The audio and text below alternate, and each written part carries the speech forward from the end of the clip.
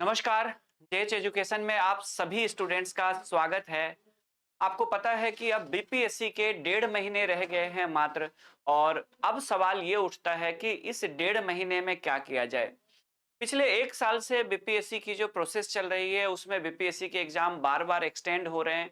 कई बार आपको अपनी स्ट्रैटेजी जो है वो बदलना पड़ा है, मतलब स्ट्रैटेजी पूरी तरह से भले ही ना बदलना पड़ा हो, लेकिन बार बार एग्जाम के डेट आने आगे जाने की वजह से आपको अपनी रणनीति में थोड़ा बहुत बदलाव करने की जरूरत पड़ती है। बहुत बड़े मेजर चेंजेस की जरूरत नहीं पड़ती है। तो ये वीडियो बहुत बड़ा होने वाला नहीं है, जिसमें हम लोग ऐसा नहीं है कि पूरी स्ट्रैटेजी को ही पलट करके हम लोग बात करेंगे।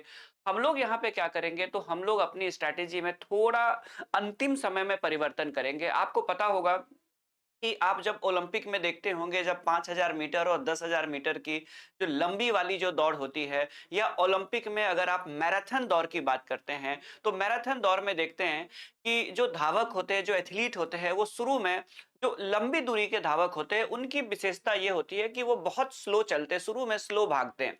और जैसे जैसे वो डिस्टेंस को कवर करते जाते हैं, वैसे वैसे उनकी स्पीड बढ़ती जाती है। और अंतिम राउंड तक पहुंचते पहुंचते आप उनकी जो स्पीड है वो एकदम से बढ़ जाती है। कोई अगर शुरू से पहले से ही भाग रहा है तो अंत तक जाते जाते थक जाएगा। और उसके इसीलिए जो नियम होता है, अगर आप देखेंगे जो मैराथन का नियम होता है, वही नियम बीपीएससी में या सिविल सर्विसेज के भी एग्जाम में होती है। अगर कोई शुरू के 2 महीने में एकदम दिन रात करके पढ़े, 18 घंटे 17 घंटे पढ़े, तो एग्जाम तक आते आते उसकी हालत ये हो जाएगी कि एग्जाम तक आते आते उसकी हालत ये हो जाएगी कि उसके लिए परीक्षा निकालना मुश्किल भी हो सकता है, कई बार हेल्थ भी खराब हो सकता है। तो आपने जो प्रोसेस शुरू किया था, जिसमें आपने स्लो धीरे धीरे करके आपने शुरू किया था और अपनी स्पीड बढ़ाई थी, अब आपका वही अंतिम राउंड है जिसमें आपको अपनी स्पीड और ज्यादा बढ़ानी है। और अंतिम 1.5 महीने में हमें क्या करना है, आइए हम लोग उस पर बात करते हैं। हमारा जो आज का डिस्कशन का मुद्दा होगा वो होगा कि अंतिम 45 दिन में जो लास्ट 45 डेज है, उस लास्ट 45 डेज में बीपीएससी 70वीं बीपीएससी में आपको क्या क्या करना चाहिए। और मैंने 6 महीने पहले भी आपको वीडियो बना करके दिए थे, 1 साल पहले भी मैंने स्ट्रेटेजी बताई थी। लेकिन अब जो 45 दिन के आसपास रह गया है, इसमें आपकी क्या स्ट्रेटेजी हो सकती है, आइए हम लोग इस पे बात करें। तो इस जो अंतिम 45 दिन में, यानी लास्ट जो आपके 45 डेज है, उसमें आपके स्ट्रेटेजी में थोड़े बहुत बदलाव करने हैं, मेजर बदलाव नहीं करना है। अभी ऐसा नहीं है कि मैं 10 किताबों के नए किताबों का नाम बता दूं और आपको कंफ्यूज कर दूं या फिर डिमोरलाइज कर दूं। अब अंतिम समय है, आपको स्टडी मटेरियल ऐड नहीं करना है, बल्कि स्टडी मटेरियल को क्या करना है, कम करना है, उनके वेटेज को कम करना है। यानी कि अब वो समय है अंतिम 45 दिन, जिसमें आपको एक्स्ट्रा कुछ भी ऐड नहीं करना है, बल्कि जो आपके पास स्टडी मटेरियल बहुत सारा है उसमें से आपको अब सेलेक्टिव हो जाना है, यानी चयनित अध्ययन सामग्री की तरफ हमारा फोकस होना चाहिए। ठीक है। और इस क्रम में देखिए हम क्या क्या करेंगे, 3 मुद्दे पे बात करेंगे। आज का जो इशू होगा हमारा, उस पे हम लोग 3 इशू पे बात करेंगे। First that is study material, second that is revision, and third that is practice. इसी पर आधारित होगा आपका ये आज का सेशन। एक छोटा सा सेशन है और ये छोटे से सेशन हो सकता है कि आपके 70वीं बीपीएससी में, आपके अप्रोच में थोड़ी बहुत हेल्प करे। जितना मेरा अनुभव रहा है अभी तक इस एग्जाम को पढ़ाने, इस एग्जाम के एस्पिरेंट्स को तैयार करवाने का, पढ़ाने का, उसके आधार पर मैं ये सेशन लेकर के आया हूं। तो स्टडी मटेरियल, रिवीजन और प्रैक्टिस, इन तीनों पे हम लोग बात करने वाले हैं। सब्जेक्ट वाइज बात करेंगे। और हमारे पास रह गए हैं अब कितना, चूंकि प्लस माइनस करके कुछ फेस्टिवल्स के भी डे होंगे, कुछ ऐसे भी डेज होंगे जिस दिन आपके पढ़ने का मूड ना हो, या कोई ऐसा भी डे होगा जिसमें आप ट्रैवल कर रहे होंगे। तो ये सब घटा बढ़ा करके यदि हम लोग देखें तो ये लगभग कितना है, 45 दिन के ही आसपास बैठता है। और इसी 45 डेज में हमें क्या क्या करना है, उसी पे हमें आज बात करनी है। ठीक है। सब्जेक्ट वाइज बात करते हैं, देख लीजिए। तो सब्जेक्ट वाइज ही बात करेंगे और सबसे जो मेजर सेक्शन है, बड़े सेक्शन है, उसमें हम लोग लेंगे हिस्ट्री को। सबसे पहले लेंगे। आपको पता है कि हिस्ट्री में 30+ क्वेश्चंस आते हैं। बीपीएससी की हिस्ट्री अगर हम लोग देखें तो कभी कभी तो 35 तक क्वेश्चन आए हुए हैं, 35+ तक क्वेश्चन आते हैं बीपीएससी में। ठीक है, 30+ तो आते ही आते हैं। मैंने आज से कुछ महीने पहले जब आपको स्ट्रैटेजी बताई थी, तो वो मैराथन का जो वो है वो फर्स्ट राउंड चल रहा था और जिसमें आपको धीरे-धीरे भागना था और ये स्थिति थी। अब आपको कोई नया लेक्चर अटेंड नहीं करना है। देखिए कैसे कम करना है आपको, ठीक है? अब आपको क्या करना है, तो प्रीलिम्स के और मेंस के जो नोट्स है, देखिए मेंस हिस्ट्री में ऐसे सब्जेक्ट जिनका मेंस और प्री दोनों में रोल होता है, उसको लास्ट तक उसके नोट्स को, मेंस के भी नोट्स को आपको पढ़ना चाहिए। वो आपका समय नहीं बर्बाद करेगा, बल्कि आपके जो बड़े-बड़े जो क्वेश्चंस होते हैं, जो स्टेटमेंट वाले क्वेश्चंस होते हैं, उसको सॉल्व करने में आपके कॉन्सेप्ट को क्लियर करेगा। आपके पास इंफॉर्मेशंस बढ़ेंगे, बहुत ज्यादा फैक्चुअल हो जाते हैं तो एग्जाम में आपके गलत होने की आशंका है, क्योंकि बीपीएससी का जो क्वेश्चन है उसका डिफिकल्टी लेवल बढ़ रहा है। तो इसीलिए आपको बहुत ज्यादा फैक्चुअल नहीं होना है। तो इसीलिए आपको मेंस और प्री के, अगर आपके पास किसी भी संस्थान का प्रिंटेड नोट्स है तो उसको उस पे पढ़ना है, क्लास नोट्स है और प्रिंटेड नोट्स को पढ़ना है। अब एनसीईआरटी फिर से नहीं पढ़ेंगे, आपके पास समय नहीं है। मैंने 6 महीने पहले जब सजेशन दिया था तो बिपिन चंद्रा का नेशनल मूवमेंट का दिया था, लेकिन अब उसको आपको नहीं पढ़ना है। उसके बाद या तो बीएल ग्रोवर या स्पेक्ट्रम को कई लोग मॉडर्न इंडिया पढ़ते हैं, लेकिन अब उसका समय जा चुका है, क्योंकि आपके पास अब लिमिटेड टाइम है। फिर आपको करना क्या है, तो आपको अपने प्रिंटेड नोट्स अगर संस्थान से मिला हुआ है तो पढ़िए, नहीं मिला है कोई बात नहीं है। क्लास टीचर ने अगर आपको क्लास में कोई क्लास नोट्स करवाए हैं तो उसको रिवीजन कीजिए। उसके बाद जाकर के फिर क्या कीजिए, घटना चक्र पे आ जाइए। घटना चक्र को, यानी कि सब्जेक्ट वाइज जो घटना चक्र अगर आपने लिया हुआ है तो वो भी ठीक है, या घटना चक्र की जगह किसी भी पब्लिकेशन का, देखिए अगर आपने नहीं लिया है तो अब आपके पास समय नहीं है कि नया घटना चक्र खरीद करके फिर से शुरू करें। मैं ये बात बता दूं, उसके लिए परेशान होने की जरूरत नहीं है। अगर आपके पास किसी भी पब्लिकेशन का प्रीवियस पेपर है, अगर सारे पीसीएस का एक जगह है तो ठीक है, बीपीएससी का भी अगर 15-20 साल का है तब भी ठीक है, उसमें परेशान होने की ज्यादा जरूरत नहीं है। लेकिन उस क्वेश्चन को, जब प्रीवियस ईयर के क्वेश्चन को अगर आप पढ़ेंगे तो सिर्फ उसके आंसर को नहीं पढ़ना है आपको, बल्कि उसके आंसर के साथ साथ उसके जो नीचे के एक्सप्लेनेशन है, जिसमें वो आंसर क्यों है ये बताया गया है। तो अगर एक अच्छा एक्सप्लेनेशन दिया गया है तो उस एक्सप्लेनेशन को पढ़ करके उस क्वेश्चन को 360 डिग्री के रूप में उस इंफॉर्मेशन को तैयार कर लीजिए, क्योंकि उसी के दाएं बाएं से नए प्रश्न बनेंगे। देखिए कमीशन में आमतौर पर रेयर ही ऐसा होता है कि कोई क्वेश्चन रिपीट हो जाए, शायद ही कभी ऐसा होता है कि कोई नया क्वेश्चन, मतलब पुराना क्वेश्चन रिपीट हो। कम ऐसे मामले अब होते हैं, क्योंकि नए नए क्वेश्चंस भी बनाते हैं, एक्सपर्ट्स होते हैं। लेकिन क्वेश्चन भले ही नहीं रिपीट होता है, लेकिन उसके बावजूद प्रीवियस ईयर के क्वेश्चन को क्यों सॉल्व करते हैं, क्योंकि प्रीवियस ईयर के क्वेश्चन को सॉल्व करने के दौरान हम लोग जब उसके एक्सप्लेनेशन को पढ़ते हैं, उसको 360 डिग्री एनालिसिस करते हैं, तो उसके आसपास के जो इंफॉर्मेशन होते हैं वो भी हमारे पास आ जाते हैं। और उस इंफॉर्मेशन के बेस्ड पे क्या होता है कि अगर कोई क्वेश्चन उस एरिया से बनता है तो वो आपके लिए बड़ा आसान हो जाता है उसको सॉल्व करना। तो इस बात का आप लोग ध्यान रखेंगे। तो घटना चक्र या आपके पास किसी भी पब्लिकेशन का है, ठीक है, किसी भी पब्लिकेशन का है, चाहे वो स्पीडी का है, एडुटेरिया का है, अरिहंत का है, या किसी भी पब्लिकेशन का है, तो आप उसको पढ़ लेंगे। घटना चक्र है या कोई भी पब्लिकेशन का है तो आप उसको एक्सप्लेनेशन के साथ पढ़ेंगे। अब आपको किसी भी पब्लिकेशन का या किसी भी कोचिंग इंस्टीट्यूट का, अगर आपको टेस्ट सीरीज आपने ज्वाइन किया है तो ठीक है, अगर टेस्ट सीरीज नहीं भी ज्वाइन किया है, और उनके बहुत सारे जेरोक्स कॉपी आपको मिल जाएंगे, जो स्टूडेंट एरिया होते हैं वहां पे तो ऐसे अलग अलग संस्थान के आसानी से मार्केट में आ जाते हैं, उनके द्वारा जो कंडक्ट किया जाता है टेस्ट सीरीज, उनके पेपर्स, तो उसको भी देख लीजिए, क्योंकि टेस्ट पेपर जो होते हैं आमतौर पर कोचिंग में एक्सपर्ट्स के द्वारा तैयार किया जाता है, और जब भी वो तैयार करते हैं तो प्रीवियस ईयर के क्वेश्चंस को ध्यान में रख करके तैयार करते हैं। तो आपको इस बात का ध्यान रखते हुए टेस्ट सीरीज भी आपको कहीं ना कहीं ज्वाइन करना चाहिए, और नहीं ज्वाइन किया है तो टेस्ट, किसी भी कोचिंग का अगर आपको टेस्ट मिल जाता है तो आप उसे लिमिटेड टाइम में टाइम देख करके आप उसको सॉल्व करने की कोशिश कीजिए, क्योंकि ये आपको टाइम मैनेजमेंट में सहायता करेगा। कई बार एग्जाम में बच्चे रंगते रह जाते हैं, क्वेश्चन बनाते रह जाते हैं, और 10-15 क्वेश्चन बचा ही रहता है पढ़ने के लिए या सॉल्व करने के लिए, तब तक घंटी बच जाती है। तो ऐसी सिचुएशन से बचने के लिए ही टेस्ट सीरीज। और कई बार क्या होता है कि की जब घंटी बजने वाली होती है तो जल्दबाजी में बहुत सारे क्वेश्चन आप आते हुए क्वेश्चन को भी गलत कर देते हैं। तो बेहतर टाइम मैनेजमेंट में और उसके अलावा एक्यूरेसी टेस्ट सीरीज से क्या आती है, तो टेस्ट सीरीज से आपको टाइम मैनेजमेंट इंप्रूव करने में सहायता मिलती है और दूसरा आपको एक्यूरेसी में सहायता मिलती है। एक्यूरेसी कहने का मतलब है कि आप जल्दबाजी के चक्कर में कई सारे ऐसे क्वेश्चंस को भी गलत कर देते हैं जो गलत नहीं होना चाहिए था और आपकी पूरी मेहनत बेकार चली जाती है।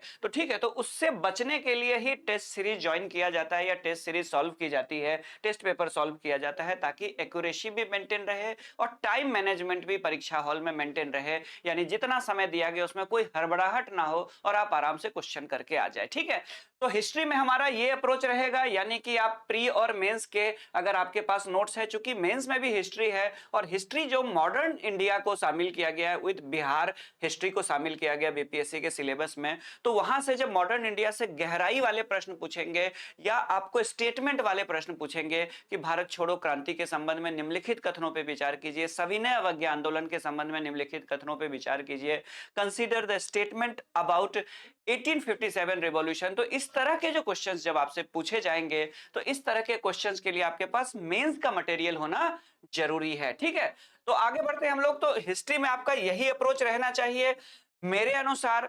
अब बात करते हैं ज्योग्राफी में, तो ज्योग्राफी में आपका क्या अप्रोच रहेगा? अब 1.5 महीना है, अब लेक्चर बंद कर दीजिए, लेक्चर को पढ़ना बंद कर दीजिए, एनसीईआरटी को भी पढ़ना बंद कर दीजिए। जो मैंने सजेस्ट किया था या तो महेश बर्णवाल सर की किताब या माजिद हुसैन सर की किताब, तो इसको भी आप बंद कर दीजिए।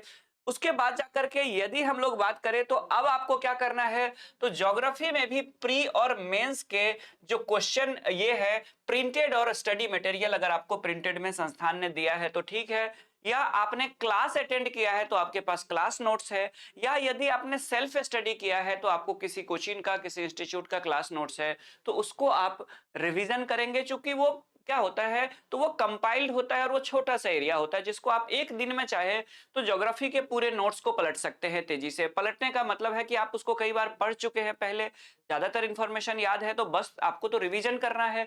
तो ये नोट्स सब एक दिन के अंदर बड़े आसानी से आप उसको रिवीजन, क्विक रिवीजन कर सकते हैं। तो आप उसको रिवीजन कीजिए। एटलस कभी कभी देख लिया कीजिए, अभी एटलस का साथ आपका बना रहना चाहिए, एटलस का साथ नहीं छोड़ना है अभी आपको। उसके बाद जाकर के घटना चक्र या जैसे मैंने बताया अदर पब्लिकेशन का जो आपके पास प्रीवियस ईयर के क्वेश्चन है उसको पढ़िए और उसके बाद जाकर के उसको सॉल्व भी कीजिए और उसके एक्सप्लेनेशन को भी देख लीजिए। सेम वही बातें टेस्ट सीरीज में आपके लागू होंगे, किस पे? ज्योग्राफी में भी टेस्ट सीरीज दीजिए, आप अपने टाइम मैनेजमेंट को ठीक कीजिए, आप अपने एक्यूरेसी को मेंटेन कीजिए। तो ज्योग्राफी में आपका यही अप्रोच रहेगा। ज्योग्राफी में जहां तक क्वेश्चंस की बात है तो आपको पता है कि ज्योग्राफी में 15 से 16 क्वेश्चन के आसपास पूछे जा रहे हैं, 14-15 क्वेश्चन तो आम बात है ज्योग्राफी से। तो ज्योग्राफी भी एक इंपॉर्टेंट सेक्शन है, तो इसमें यही आपका अप्रोच रहना चाहिए। ठीक है, अब उसके बाद जाकर के बात करते हैं इंडियन पॉलिटी। इंडियन पॉलिटी को बड़े हल्के में लोग लेते हैं कई बार स्टूडेंट्स, और पिछले बार बीपीएससी ने बता दिया कि पॉलिटी वो सेक्शन है जिसको आप हल्के में नहीं लीजिए।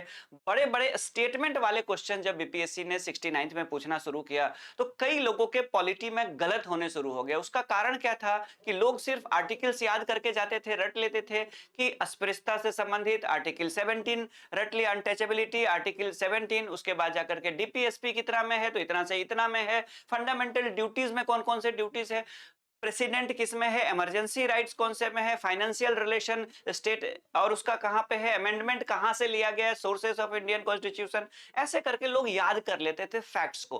अब फैक्ट्स तो पूछे जा रहे हैं कुछ क्वेश्चंस में, लेकिन कुछ क्वेश्चंस जो है वो कॉन्सेप्चुअल पूछे जा रहे हैं और बड़े बड़े स्टेटमेंट वाले क्वेश्चन पूछे जा रहे हैं। लेकिन अब आपके पास लेक्चर का समय नहीं है। क्वेश्चन कितने आ रहे हैं, तो क्वेश्चन अप्रॉक्स 10 के आसपास आ रहे हैं। 10 में ही आप प्लस माइनस कर सकते हैं। ठीक है, 10 में ही आप प्लस माइनस कर सकते हैं। 10 के आसपास प्रश्न पूछे जा रहे हैं, उसी में आप प्लस माइनस कर सकते हैं, एक दो बढ़ा दीजिए, एक घटा दीजिए। ठीक है, अब आपको लेक्चर नहीं अटेंड करना है, आपके पास समय नहीं है कि फिर से आप पूरे वीडियोस को, किसी भी टीचर के वीडियोस को देखें। अब आपको क्या है कि क्लास नोट्स आपको प्री और मेंस दोनों का पढ़ना है। जैसे मैंने बताया कि मेंस के नोट्स आपके विषय को गहराई से समझने में मदद करती है, चीजें याद होती है, जिससे जो बड़े वाले प्रश्न है, जो बीपीएससी का जो लेटेस्ट ट्रेंड के अकॉर्डिंग जो स्टेटमेंट वाले क्वेश्चंस है, उसको सॉल्व करने में सहायता मिलेगी। अगर आप किसी कोचिंग से जुड़े हुए हैं तो प्रिंटेड मटेरियल भी उन्होंने दिया होगा, अगर तो पढ़ लीजिए। जिनका नहीं, जिस संस्थान ने दिया है, तो परेशान होने की जरूरत नहीं है। ठीक है, इसको लेकर के आप लोग को एनसीईआरटी पढ़ने का अब समय नहीं है। अगर आपने पढ़ लिया है तो अच्छी बात है, नहीं भी पढ़ा है तो अब आपके पास समय नहीं है एनसीईआरटी पढ़ने का। ठीक है, लक्ष्मीकांत तो कम से कम पढ़ने का अब समय है ही नहीं। लक्ष्मीकांत की किताब पढ़ेंगे तो 45 दिन में अकेले यही पढ़ते रह जाएंगे पॉलिटी के। ठीक है, तो अब लक्ष्मीकांत सर की भी किताब नहीं पढ़नी है आपको। घटना चक्र या स्पीडी या अरिहंत किसी का भी प्रीवियस पेपर है तो पॉलिटी के सभी क्वेश्चंस को आपको एक बार देखना है और साथ साथ उसके एक्सप्लेनेशन को भी देखना है, और एक्यूरेसी और टाइम मैनेजमेंट के लिए टेस्ट सीरीज भी उठाया हुआ है, तो उसके भी पॉलिटी के क्वेश्चंस को सॉल्व कीजिए। ठीक है, यही अप्रोच रहेगा हमारा। आगे बढ़ते हैं, उसके बाद जाकर के हमारा अप्रोच देखिए ज्योग्राफी इकोनॉमी में क्या रहेगा। इंडियन इकोनॉमी में ये ऐसा सेक्शन है जिसमें बहुत पढ़ के भी जाते हैं तो 8 या 9 क्वेश्चन आते हैं। इसमें क्या होता है कि इसमें 8 प्लस माइनस कर लीजिए, 8 प्रश्नों को आप प्लस माइनस कर सकते हैं, या तो कभी 9 पूछ देगा या 10 पूछ देगा, या कभी 8 या 7 पूछ देगा। ठीक है, लेकिन 7 या 8 कम नहीं होते हैं किसी भी सेक्शन को। देखिए ध्यान रखिए, किसी भी एग्जाम में किसी भी सेक्शन को ये सोच करके हमें स्किप नहीं करना चाहिए कि इसका रोल छोटा है। ठीक है, हर सब, जैसे कि हर व्यक्ति का दुनिया में कोई ना कोई एक महत्वपूर्ण भूमिका होती है और हर व्यक्ति का कुछ ना कुछ इंपॉर्टेंट रोल होता है, वो तब हमें पता चलता है। ठीक यही स्थिति है, अगर इकोनॉमी नहीं पढ़ के गए, सीरियसली नहीं लिया कि अरे 7-8 तो क्वेश्चन, और जब 2 प्रश्नों से स्टूडेंट फेल करता है, उनसे पूछिएगा कि उन्होंने किसी सेक्शन को अगर लाइटली लिया था तो उसका परिणाम क्या हुआ था। तो सबका अपना अपना रोल होता है, तो इकोनॉमी का भी अपना रोल है। इकोनॉमी में भी आपको प्री और मेंस के प्रिंटेड नोट्स को बार बार अब रिवीजन करना है, और क्लास नोट्स और प्रिंटेड दोनों को करना है। अब एनसीईआरटी पढ़ने का समय नहीं है। प्रतियोगिता दर्पण का भी मैं तो प्रतियोगिता दर्पण का अतिरिक्तांक सजेस्ट करता हूं हमेशा, प्री और मेंस दोनों के लिए, लेकिन अब उसको भी पढ़ने का आपके पास समय नहीं है, वो समय बीत चुका है। अब आपको क्या करना है, तो घटना चक्र या अदर प्रीवियस पेपर को सॉल्व करते हुए उसके एक्सप्लेनेशन को अच्छे से ध्यान से देखना है, लाइन बाय लाइन, चाहे वो आप हाईलाइट करके देखिए, चाहे अंडरलाइन करके देखिए। आप उसको रिवीजन करेंगे और टेस्ट सीरीज लगा करके अपने टाइम मैनेजमेंट को और अपनी एक्यूरेसी को बेहतर करेंगे। 8 से 9 में 6 क्वेश्चन भी आप सही कर सकते हैं। इकोनॉमी में कई बार 1-2 क्वेश्चन गलत हो जाते हैं, क्योंकि इकोनॉमी में बहुत सारे डाटा भी पूछा जाता है और इतने सारे डाटा को कैरी करना आपके लिए पॉसिबल नहीं होता है। तो इसके लिए परेशान नहीं होना है आपको कि 2-4 डाटा, अगर 1-2 क्वेश्चन अगर डाटा वाले आते हैं और आपके गलत भी हो जा रहे हैं, तो परेशान होने की जरूरत नहीं है, क्योंकि फाइनली 60% के ही आसपास कट ऑफ घूम रही है। और इस बार भी अगर आप देखेंगे तो भले ही 2000 सीट है, 60% एक स्टैंडर्ड कट ऑफ के आसपास है। 91-92 यानी कि 60 प्लस मान करके चलिए, 61 या 62% के आसपास कट ऑफ बनेगा। जनरल की बात कर रहा हूं मैं, और उसके अकॉर्डिंग आप अपना अंदाज लगा सकते हैं जो जो कैटेगरी में, जिस कैटेगरी में है आप लोग। ठीक है, तो इकोनॉमी में आपका यही अप्रोच रहेगा। आगे बढ़ते हैं हम लोग, उसके बाद जाकर के देखिए जनरल साइंस, सामान्य विज्ञान, बहुत बड़ा रोल है और 25 प्लस क्वेश्चन, कभी कभी 28-27 क्वेश्चंस भी आते हैं तीनों सेक्शन के अलावा। ठीक है, फिजिक्स, केमिस्ट्री, बायो के अलावा यदि बात करें तो साइंस एंड टेक्नोलॉजी के भी कुछ क्वेश्चंस रहते हैं। हालांकि साइंस एंड टेक्नोलॉजी के ज्यादातर क्वेश्चंस को हम लोग करंट अफेयर्स में कंसीडर कर लेते हैं, जैसे डिफेंस टेक्नोलॉजी से आ गया, आईटी से आ गया, बायोटेक्नोलॉजी से आ गया, स्पेस रिसर्च से आ जाता है, तो उसको हम लोग कई बार क्या करते हैं, करंट में भी काउंट कर लेते हैं। काउंट जहां पे भी हो वो प्रश्न, चाहे साइंस एंड टेक्नोलॉजी में साइंस में काउंट हो, चाहे वो करंट अफेयर्स में काउंट हो, लेकिन वो एक क्वेश्चन होता है और उसका अपना एक प्रॉपर वेटेज होता है, एक अंक होता है। तो अगर 2 या 3 भी साइंस एंड टेक्नोलॉजी से पूछा जाता है तो आपको सही होने चाहिए। साइंस एंड टेक्नोलॉजी मेंस में इसका रोल है, तो इसीलिए आपको क्या करना है, उसके अलावा फिजिक्स, केमिस्ट्री, बायो है। अब आपको लेक्चर, आपका समय बहुत, आपका समय लगेगा, तो अब आपके पास लेक्चर को पूरा डिटेल में आराम से सुनने का या पढ़ने का समय नहीं है। आप क्लास नोट्स और प्रिंटेड नोट्स के साथ जाइए, और क्लास नोट्स में एक बार जो मेंस का क्लास नोट्स है साइंस एंड टेक्नोलॉजी का, उसको भी आप देख लीजिए। ठीक है, क्लास नोट्स या printed notes science and technology का है, क्योंकि टेक्नोलॉजी के क्वेश्चन जो है आपके तभी सही होंगे जब आपने मेंस का साइंस एंड टेक्नोलॉजी पढ़ा हुआ है। एक दो ही क्वेश्चन होते हैं, लेकिन एक दो कभी-कभी पैनिक क्रिएट करता है। व्यक्तिगत रूप से मैं बता रहा हूँ, मैं 66वीं से बच्चों को गाइड कर रहा हूँ। तब से 66वीं से देखिए अब 70वीं बीपीएससी आने वाली है। मैंने एक चीज़ देखा है कि मैं व्यक्तिगत रूप से ऐसे स्टूडेंट्स को जानता हूँ कि जो 66 में इंटरव्यू दिए और 67वीं में पीटी फेल कर गए। मैं व्यक्तिगत रूप से ऐसे स्टूडेंट को जानता हूँ जो 67वीं में मेंस दिए, लेकिन 68वीं में पीटी फेल कर गए। ठीक है? उसके बाद जाकर के मैं ऐसे स्टूडेंट्स को जानता हूँ जिन्होंने 68वीं में इंटरव्यू दिया और 69वीं में पीटी फेल कर गए। ये कहानी अलग-अलग लोगों की, मतलब भले ही ऊपर वालों ने सबकी कहानियां अलग-अलग लिखी है। आप देखिए कैसा इंटरेस्टिंग है। मैं ऐसे स्टूडेंट्स को भी जानता हूं, मेरे ऐसे रहे हैं स्टूडेंट्स जिन्होंने लगातार 3 बार इंटरव्यू दिया बीपीएससी का और उसके बाद अगले बार जो है, ठीक है, कि इस बार अब की बार बीपीएससी पार वाले मोड में थे और पीटी फेल कर गए। रियल बता रहा हूँ, ये कहानियां कोई ऐसी मनगढ़ंत कहानियां नहीं है। हालांकि स्टूडेंट्स की अपनी प्राइवेसी होती है, इसीलिए मैं स्टूडेंट्स का यहाँ पे नाम नहीं ले सकता हूं मैं स्टूडेंट्स का नाम। लेकिन मैं ऐसे कई सारे स्टूडेंट्स हैं जो 3 बार इंटरव्यू देने के बाद अगले बार पीटी फेल कर गए। तो पीटी एक ऐसा द्वार है, प्रिलिमिनरी टेस्ट एक ऐसा द्वार है जिसको आप बहुत ज्यादा लाइटली नहीं ले सकते हैं। आप देख रहे हैं कि जो इंटरव्यू 3 बार से दे रहे हैं, इसका मतलब 3 बार से उन्होंने पीटी पास किया था। तो कहने का मतलब है कि फ्रेशर्स को तो और ज्यादा अलर्ट रहने की जरूरत है। स्वाभाविक रूप से आगे बढ़ते हैं, तो ये आपको काम करना है। अब आपके पास समय नहीं है कि आप एनसीईआरटी पढ़े। अब आपके पास टाटा मैकग्रा हिल, जब मैं 6 महीने पहले बात कर रहा था तो मैं कह रहा था कि टीएमएच या स्पेक्ट्रम का, टाटा मैकग्रा हिल का या स्पेक्ट्रम पब्लिकेशन का, दोनों में से किसी का भी साइंस एंड टेक्नोलॉजी पढ़िए। लेकिन अब आपको उस किताब को नहीं पढ़ना है क्योंकि अब आपके पास वो टाइम नहीं है। आगे बढ़ते, घटना चक्र के क्वेश्चंस को जरूर सॉल्व कीजिए या अदर किसी भी पब्लिकेशन के क्वेश्चंस को, प्रीवियस ईयर के क्वेश्चन को सॉल्व कीजिए, उनके 360 डिग्री एनालिसिस कर लीजिए, उनके एक्सप्लेनेशन को अच्छे से सोच के समझ के पढ़ लीजिए, रिवीजन कर लीजिए और टेस्ट सीरीज लगाइए ताकि टाइम मैनेजमेंट और एक्यूरेसी हो सके। जिनका साइंस बैकग्राउंड है उनको भी ओवर कॉन्फिडेंस में नहीं आना है, और जिनका साइंस बैकग्राउंड नहीं है 10th के बाद, उनको भी बहुत ज्यादा डीमोरलाइज होने की जरूरत नहीं है। क्योंकि अगर साइंस बैकग्राउंड नहीं है, 10th के बाद आपने साइंस नहीं पढ़ा है, तो हो सकता है आप 60% सही करें। और जो क्वेश्चन रहा है बीपीएससी का, तो ऐसा नहीं रहा है कि 100 में 100% जिनका साइंस रहा है। मैं ऐसे भी स्टूडेंट्स को जानता हूं जो इंजीनियरिंग करके आते हैं, बीटेक करके आते हैं, उनके भी क्वेश्चन फिजिक्स में गलत होते हैं। हो सकता है कि फिजिक्स में 6 क्वेश्चन पूछ दे, 7 क्वेश्चन पूछ दे, तो हो सकता है 7 में 6 वो बना ले, जो इंजीनियर साहब है वो 6 बना ले, आपका 7 में 5 बनेगा। लेकिन कहीं आप भी लीड ले सकते हैं। हर व्यक्ति का हर सब्जेक्ट बढ़िया नहीं होता है। यही कारण है कि 60-62% के आसपास ही कट ऑफ क्यों घूमता है, क्योंकि जिनके कोई ना कोई मजबूत होता है सेक्शन, उसका कोई ना कोई सेक्शन कमजोर जरूर होता है। नहीं तो कट ऑफ जो है वो कहाँ जाती, 90% जाती है। अभी भी 62% के आसपास जनरल का कट ऑफ क्यों है? जनरल का कट ऑफ मतलब एक स्टैंडर्ड कट ऑफ की मैं बात कर रहा हूँ। वो इसलिए क्योंकि जिनके जो कुछ सेगमेंट अच्छे हैं, हाँ ये है कि जिनके सारे सेगमेंट अच्छे हैं वो 70% स्कोर कर लेंगे। लेकिन 70 करके भी अगर आप देखेंगे तो ऐसा नहीं है कि 62% वाले भी तो मेंस देंगे। हाँ, जिनके सारे मैक्सिमम सेक्शन खराब है उनके लिए चिंता का विषय है। मैक्सिमम सेक्शन खराब नहीं होना चाहिए, तो उसके लिए तो खैर एक लंबी तैयारी करनी पड़ती है तब जाकर के, और मुझे उम्मीद है कि आप लोग उस लेवल पे आ चुके होंगे।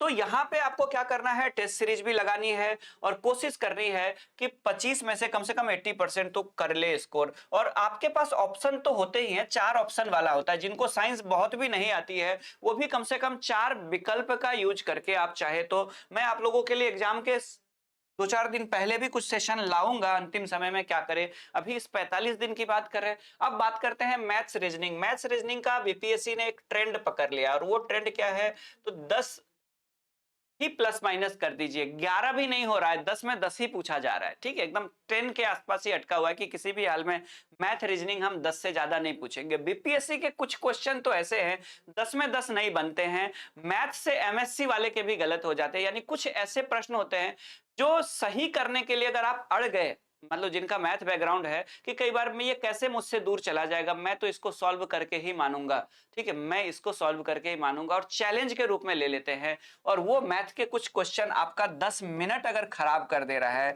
तो ये आपके लिए बेनिफिशियल कहाँ हुआ, ये आपके लिए तो नुकसानदायक हुआ ना। तो इसीलिए ऐसे कार्यों से बचे।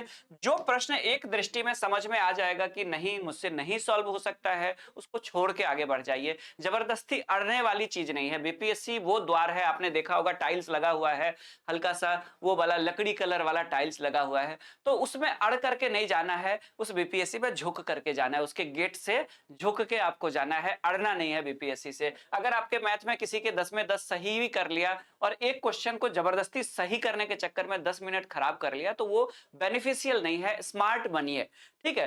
तो अब आपके पास समय नहीं है कि आप किसी लेक्चर को अटेंड करें। हाँ, कोई यूट्यूब पे अगर प्रैक्टिस करा रहा है मैथमेटिक्स का, तो हाँ उस क्लास को आप कर सकते हैं, क्योंकि वहां पे आपका अभ्यास होगा, ठीक है। तो आप प्रैक्टिस कर सकते हैं, ठीक है।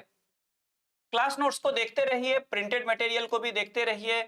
यूट्यूब चैनल से आप प्रैक्टिस कर सकते हैं, बहुत सारे टीचर्स कराते हैं, मैं किसी का भी नाम नहीं लूंगा। बहुत सारे टीचर्स यूट्यूब पे अंतिम समय में मैथ्स की प्रैक्टिस कराते रहते हैं, वो करिए आप लोग, क्योंकि वो जरूरी होता है आप लोगों के लिए। और टेस्ट सीरीज के भी अगर क्वेश्चंस आपके पास है, कहीं से आपने जुगाड़ कर लिया है, कई लोग क्या होता है टेस्ट सीरीज ज्वाइन करते हैं, अच्छा खासा 2000 3000 4000 पेमेंट करते हैं, और कई लोग ऐसे होते हैं कि जुगाड़ भी कर लेते हैं। तो जहां से जैसे बात बन जाए, टेस्ट सीरीज ज्वाइन किया हुआ है तो अच्छी बात है, 2 4 5 हजार खर्च किया हुआ है, नहीं किया हुआ है तो कहीं से जुगाड़ से भी अगर आ जा रहा है, कहीं पे पीडीएफ आ जा रहा है, किसी टेलीग्राम से जुड़े हुए हैं जहां से आपको पीडीएफ मिल जा रहा है, तो ऐसे क्वेश्चंस अगर आपको मिल जा रहे हैं टेस्ट सीरीज के, तो आप उसको जरूर सॉल्व कीजिए। अगर आप स्टूडेंट एरिया में रहते हैं पटना दिल्ली में, तो प्रिंट आउट भी मिल जाता है, तो उसको भी खरीद सकते हैं आप, ठीक है। नहीं तो टेलीग्राम में तो आजकल कौन सा ऐसा मटेरियल नहीं है जो नहीं मिलता है।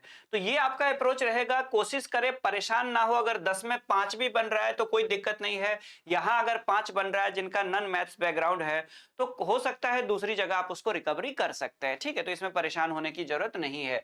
तो मैथ्स पे और रीजनिंग में यही अप्रोच रहेगा आपका। अब आगे देखते हैं बिहार जीके या बिहार सामान्य ज्ञान, बिहार जनरल नॉलेज, ठीक है। बिहार जनरल नॉलेज में अब आपके पास समय नहीं है कि आप किसी टीचर का लेक्चर अटेंड करें, भले ही वो मेरा ही लेक्चर क्यों ना हो। जल्दी से अगर 2 4 लेक्चर बचे हुए, मैं अलग अलग संस्थानों में पढ़ाया हूं, तो मेरा अगर लेक्चर बचा हुआ है तो जल्दी से उसको पूरा कर लीजिए, अगले 2 3 दिन के अंदर पूरा कर लीजिए। मैं कहीं पे भी 60 घंटे के आसपास, 65 घंटे में खत्म करता हूँ, बिहार जी के कई संस्थानों में पढ़ाता हूँ।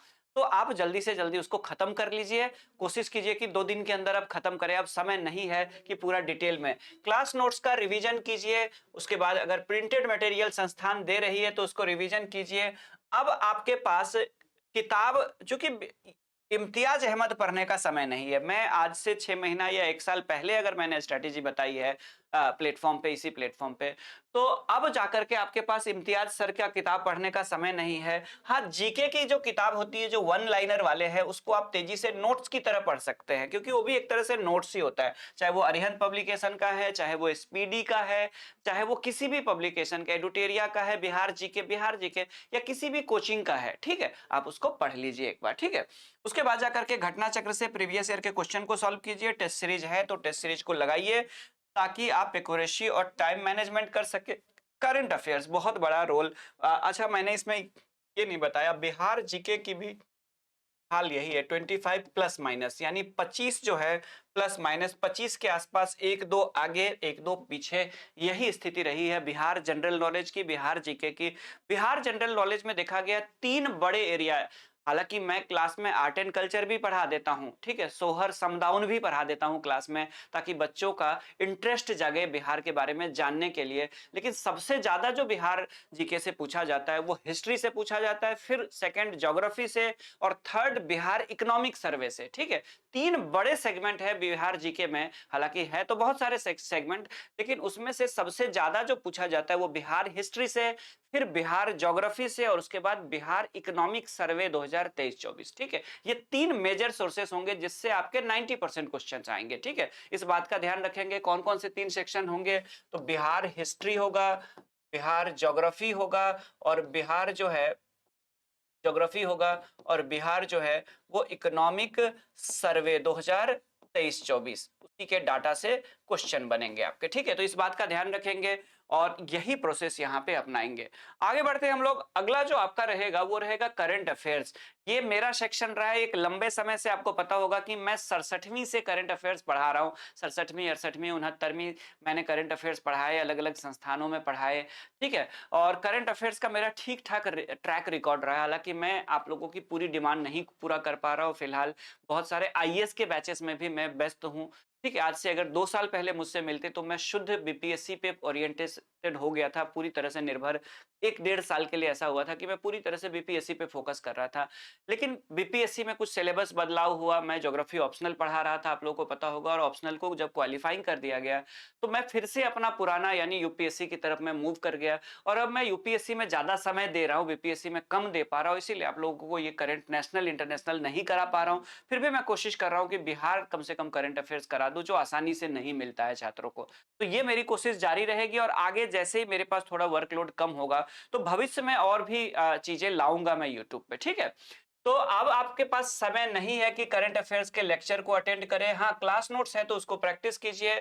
अंतरराष्ट्रीय संगठन, आज से 6 महीना और 1 साल पहले जब मैंने बताया था तो मैंने आईआर बताया था, क्योंकि आईआर में इंटरनेशनल ऑर्गेनाइजेशन और इंटरनेशनल रिलेशन, उससे भी कुछ क्वेश्चन आते हैं। जैसे कि आपने देखा होगा कि पिछले बार 69वीं बीपीएससी में G20 से क्वेश्चन आ गया, अभी सार्क चर्चा में आ गया है, तो हो सकता है 70वीं बीपीएससी में सार्क से पूछ दे। अब देखिए सार्क के जो लेटेस्ट बैठक होते हैं या आने वाले बैठकें होती है, वो क्या होता है, वो करंट का होता है इशू, ठीक है। लेकिन सार्क का पूरा जो वो है, ठीक है, मेंबर्स कितने हैं, उसके ऑफिस कहाँ पे है, उसके हेडक्वार्टर, सार्क कह रहा हूं मैं, ब्रिक्स, सॉरी, ठीक है। जो ब्रिक्स अभी जो चर्चा में है, ब्राजील, रसिया, इंडिया, चाइना और साउथ अफ्रीका, तो ब्रिक्स कंट्रीज की बैठकें जो हाल में हुई है, कुछ अगर समझौता हुआ है तो वो करंट का पार्ट होता है।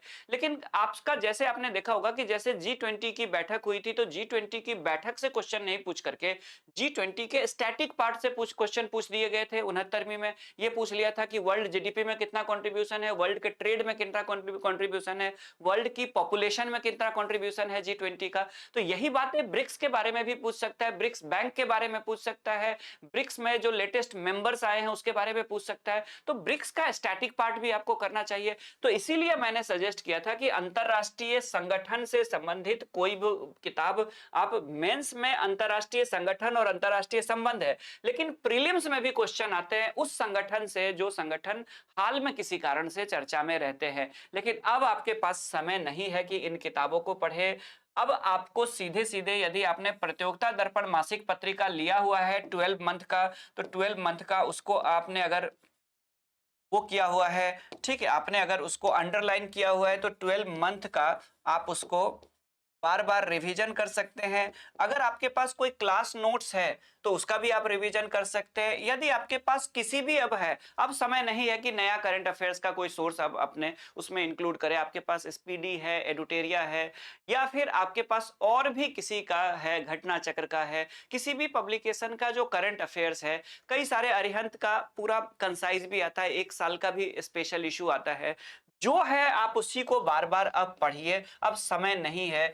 टेस्ट सीरीज से क्या होगा, कुछ नए क्वेश्चंस हो सकता है आपको मिल जाए, और टेस्ट सीरीज के एक्सप्लेनेशन से कुछ थोड़ा और वो न्यूज जो है वो आपका और क्लियर हो जाए। तो 2-3 सोर्स से करंट अफेयर्स आप पढ़ रहे हैं, जैसा कि मैंने पिछले स्ट्रैटेजी में भी बताया था, उसी चीज को अब आपको जारी रखना है। तो ये हमारा रहेगा स्ट्रैटेजी बीपीएससी को लेकर के।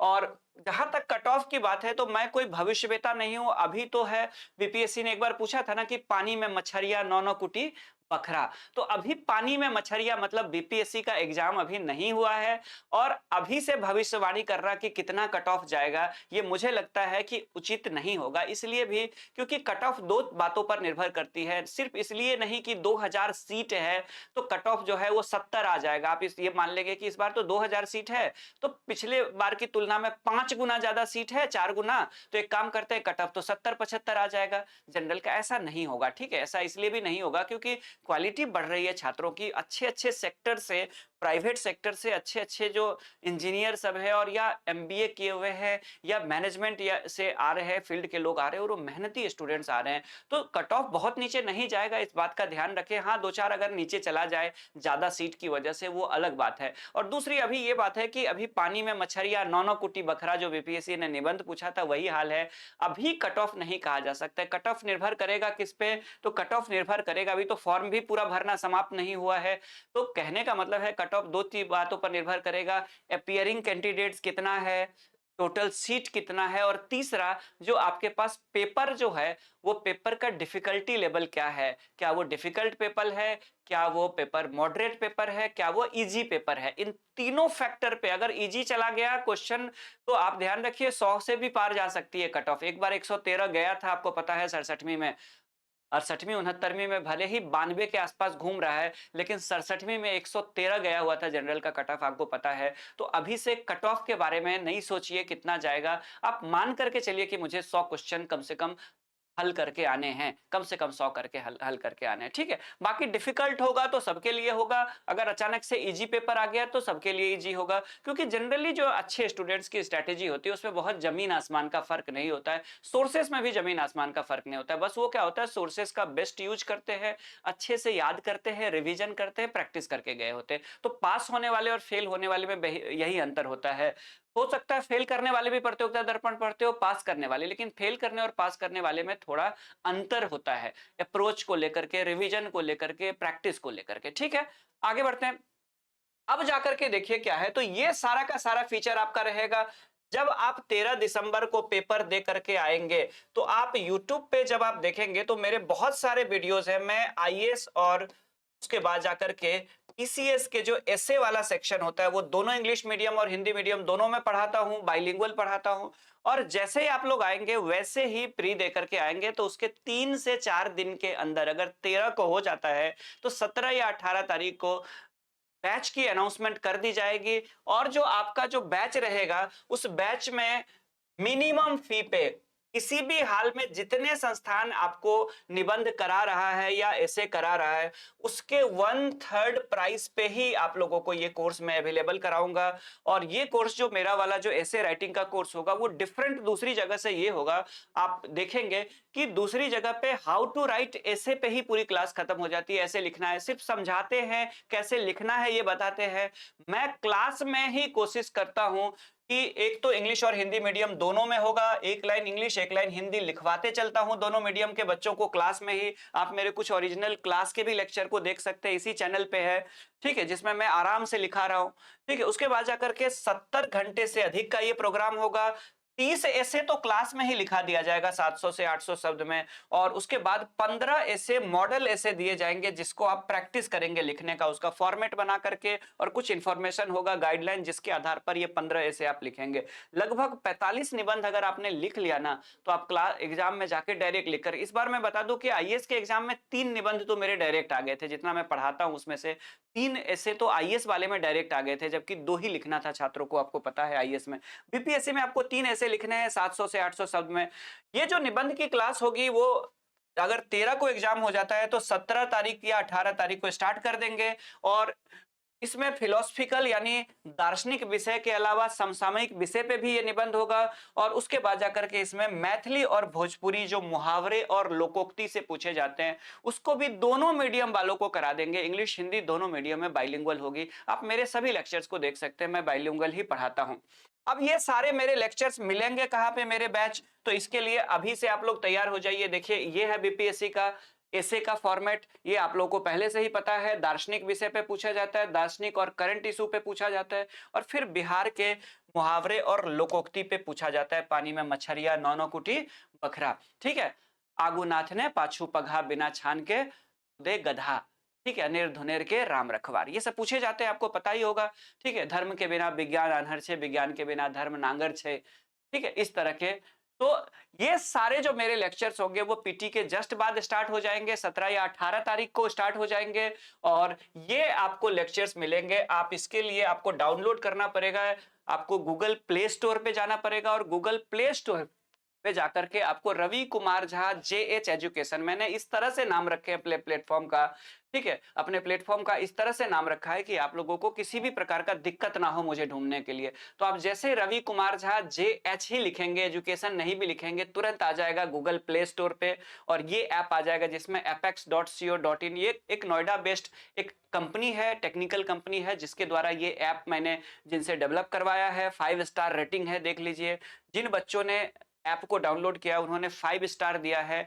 बढ़िया रेटिंग वाला ऐप है, इसमें स्मूथली क्लासेस आपकी चलेगी, इसमें कोई दिक्कत नहीं होगी। इस तरह का कुछ इंटरफेस आता है जैसे ही आप गूगल प्ले स्टोर पे जाते हैं और ये लोगो आपको साइड में दिखाई देता है, जेएच एजुकेशन, जो रेड कलर से दिखाई देता है।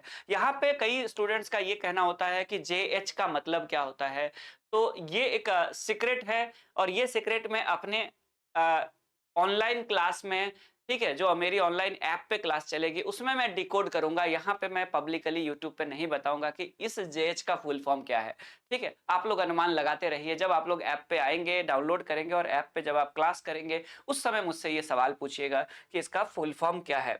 तो ठीक है, धन्यवाद सभी स्टूडेंट्स को। आप लोग अपने दोस्तों के साथ, जो खास लोग हैं उनके साथ जरूर शेयर कीजिएगा इस सेशन को, ठीक है। और इसी के अनुसार अब अंतिम समय में आपको पढ़ना है। मेरी तरफ से ढेर सारा आशीर्वाद, ढेर सारा प्यार, और एकदम परेशान नहीं होना है। कॉन्फिडेंस को अपना बनाए रखिए और आराम से सफलता मिलेगी। बहुत ज्यादा पैनिक होने की जरूरत नहीं है, ठीक है। और बाकी अगर आपको कुछ भी ऐसा और भी कुछ डिमांड है आपकी और आपको लगता है कि कुछ और गाइडलाइंस की जरूरत है, आपको गाइडेंस की जरूरत है, तो आप इस वीडियो के नीचे जो कमेंट बॉक्स है उसमें आप कमेंट कीजिएगा। मैं आप लोग को, अगर आपके कोई कमेंट ऐसा होगा जिसपे मुझे जवाब देना है, तो वहां पे मैं टेक्स्ट के रूप में जवाब दे दूंगा। और अगर उससे भी नहीं होता है, अगर आपको लगता है कि कोई वीडियो बनानी है, तो मैं उस विषय पे वीडियो भी, एक शॉर्ट वीडियो बना दूंगा। तो मिलते हैं हम लोग फिर इसी तरह से किसी सेशन को लेकर के। एक बार आप लोग सेशन को लाइक कर दीजिएगा, अपने दोस्तों के साथ भी शेयर कर दीजिएगा। Thank you, have a nice day, जय भारत।